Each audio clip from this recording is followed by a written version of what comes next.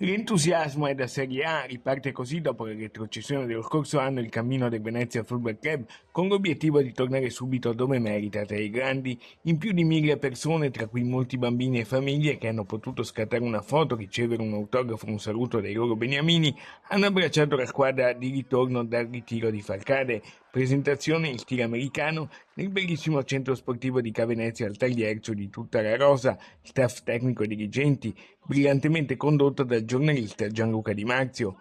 Ora il direttore sportivo Filippo Antonelli, tra i più affermati del movimento, dopo aver portato in laguna uno dei tecnici più vincenti per la categoria, avrà il non facile compito di provare a tenere anche in Serie B molti pezzi pregiati, tra i quali Nicolussi Caviglia e il capitano Izes, anche ieri acclamati dai tifosi. Essere scelto da questa grandissima società, e ve lo posso assicurare, è una grandissima società organizzata che vuole crescere, lo sta dimostrando coi fatti e mi auguro che